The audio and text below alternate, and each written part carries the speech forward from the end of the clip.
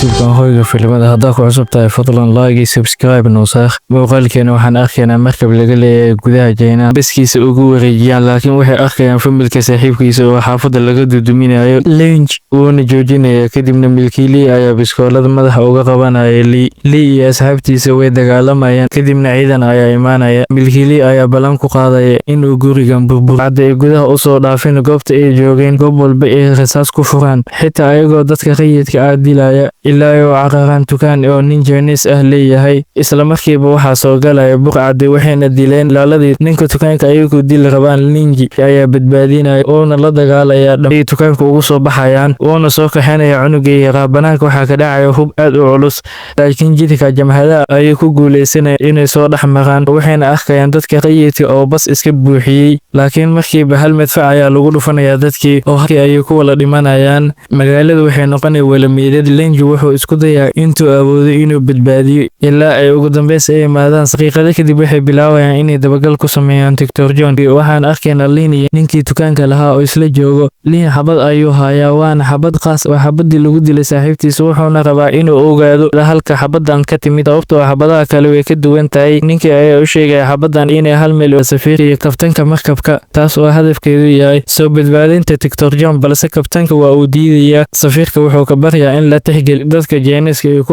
warshada ay ku leeyihiin gudaha magaalada. Lan ayaa wuxuu dhahaa anaa soo badbaadinayo Dr. John. Isla markiiba waxay go'doon gelinayaan isbitaalka uu joogay Dr. John waxayna dadka weydiinayaan cidda uu yahay Dr. John. Hal qof manuucsan ah ilaa ay ka soo dhaxbaxa gabar tiktokeesa ayadoo sheegaysa inay tahay Dr. John laakiin mid ka mid ah burcadii ayaa sheegay inay ayada ahayn Dr. John ee tahay Dr. Rachel. wuxuuna bilaabaa ninka burcada inuu madaxa biskoolada uu ka saaro si oo TikTok iskaga soo saaro laakiin nasiib darro Dr. John ayaa ninka gadaal ka suleynaya. Dr. Rachel waxay soo korayaan ariga gabadhana way soo kaxeynayaan waxayna isku dayayaan inay baxsadaan laakiin ugu dambeys way ka soo baxsanayaan. Markaad muuqaalka laag saarto wuxuuna la hadlaa kabtanka waxaana loo sheegaa in ay kaliya oo hartay 18 saac oo ay dad Afrikaan ah waxaana la bilaabaa in laba loo kala qaybiyo. Dadka ayaa aad uga xanaaqaya isla markii Lynch ayaa dhahayo anaga dhan meesha waan ka wala baxaynaa wayna farxayaan. Habeenkii waxay abaabulayaan xaflad waxaan arkaynaa qoladii calooshada u shaqaystayaasha ayaa dad kor kala soconaya waxaana meesha ka bilaabanaya israsaaseen dadka oo iska murugaysan ayaa Lynch burcadii falaaq kula dagaalaya ilaa uu gudaha u soo galay. Qof kasta aad ayuu ugu farxayaa dhammaan hubka ayay qaateen si ay iskaga dhiciyaan burcada Big Daddy ayagoo weliba hadafkoodu yahay ilaa ay dilaan hogaamiyaha burcada ee Big Daddy. Lynch ayaa wacay kabtanka asagoo u sheegaya in hadda dadka la badbaadiyo waxayna go'aansadeen in hadda helicopter ay saaraan. Helicopterka waxaa saarnaa Dr. Rachel iyo Kadsha. Markiiba helicopterka waa la soo ridayaa qof kastan wuxuu ordaa dhankaas iyo helicopterka si uu u badbaadiyo. Sidoo kale marka filimka la agsartay meeshaas waxaa yimid angiyaashii Big Daddy waxaana meeshaas ka dhashay dagaal aad u culus. dadkaas madaafiic ay isticmaal halka Lynch oo hadafkiisu yahay inuu badbaadiyo gabadha yar. Qaramada Midoobay ayaa meesha soo faragashanaya ayagoo markay meesha ka baxaan bilaabeen inay gantaalo ku ridaan meelaha ay joogaan jamhadaha. Big Daddy hal qof kaliya ayaa isticmaalo waana Big Daddy. markiiba asagoo xanaaqsan ayuu bilaabayaa inuu saaxiibtiisii u argado meesha ayuu ku dilayaa Big Daddy. wax yar kadib baabuur ayaa lagu qaadayaa si loo geeyo xerada UN-ka. filimkanu meeshaas ayuu ku dhamaanayaa asagoo dadka wala badbaadiyay. waadna ku maasantahay daawashada filimkan. fadlan haddaa ku cusub tahay subscribe iyo like noo saar channelka.